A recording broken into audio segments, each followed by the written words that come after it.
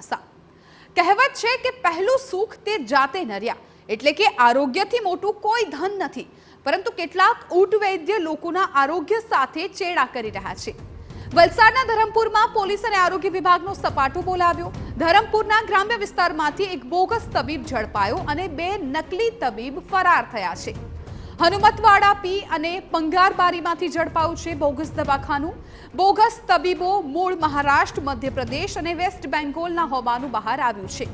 અત્યારે જે રીતે નકલીનો રાફડો ફાટ્યો છે, ખાસ કરીને સુરતમાંથી એક બાદ એક નકલી તબીબો છે ઝડપાતા હોય છે, ત્યારે ફરી એકવાર બોગસ દવાખાનાનો પર્દાફાશ થયો છે।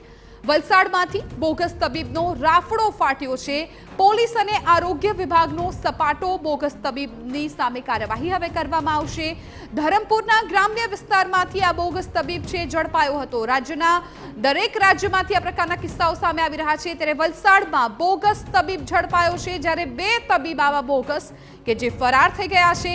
બોગસ દવાખાનામાંથી જે દવાનો જથ્થો છે, જથ્થો હાલ જપ્ત કરી લેવામાં આવ્યો છે।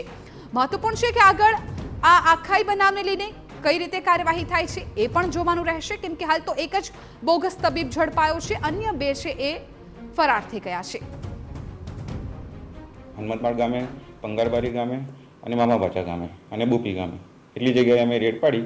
એમાંથી અમે હનુમતવાડ ગામના જે બોગસ ડૉક્ટર છે કુંદન પાટીલ કરીને એને પોલીસે ઝડપી લીધો હતો। બાકીના જે બધા ડૉક્ટરો છે એ લોકો નાસી છૂટ્યા હતા અને એ લોકો જોડેથી અમને ત્યાં ભરપૂર પ્રમાણમાં ઇન્જેક્શનો, દવાઓ એ મળી હતી, જે એ લોકો પાસે બોગસ પ્રેક્ટિસ કરતા હતા। એ લોકો પાસે કોઈ ડિગ્રી ને એવું છે નહીં।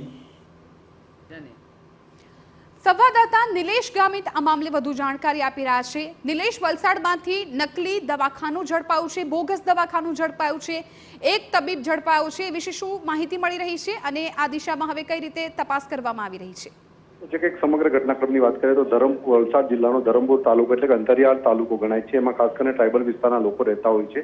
એને ધ્યાનમાં રાખીને કેટલાક બોગસ તબીબો પ્રેક્ટિસ કરતા હોવાની માહિતી આરોગ્ય વિભાગને મળી હતી, જેને ધ્યાનમાં રાખીને એસઓજી પોલીસ અને સાથે તાલુકા હેલ્થ ઓફિસર મળીને ટીમ બનાવી હતી અને સર્ચ ઓપરેશન હાથ ધર્યું હતું। એમાં એક બોગસ ડોક્ટર, 3 બોગસ ડોક્ટરો અને એક બોગસ દવાખાનું મળી આવ્યું છે, જેને લઈને તપાસ હાથ ધરી છે। એક પકડાયો છે અને 2 બોગસ તબીબો ફરાર થઈ ગયા છે। સમગ્ર ઘટનાક્રમને પગલે ફરાર થઈ ગયેલા ડોક્ટરોને પકડવા માટેની ટીમો બનાવવામાં આવી છે, એમના કોલ ટ્રેસ કરવામાં આવી રહ્યા છે અને આ જે ડોક્ટરો છે એમની પાસે સર્ટિફિકેટ ક્યાંના હતા અને કેવી રીતે સર્ટિફિકેટ મેળવીને ક્યાં પ્રેક્ટિસ કરતા હતા, કોઈ ઓપરેશન કર્યું છે કે કેમ, કોઈ સર્જરી કરી છે કે કેમ, એ દિશામાં પણ તપાસ હાથ ધરી છે। સમગ્ર ઘટનાક્રમમાં જે કંઈક તાલુકા જે કંઈક હેલ્થ ઓફિસર અને એસઓજીની ટીમો છે એ સમગ્ર ઘટનાક્રમમાં તપાસ માટે કામે લાગી છે। જી બિલકુલ નિલેશ, આભાર સમગ્ર માહિતી બદલ। તો અત્યારે તો બોગસ દવાખાનું જે ઝડપાયું છે, જેને લઈને વધુ તપાસ પણ કરવામાં આવી રહી છે।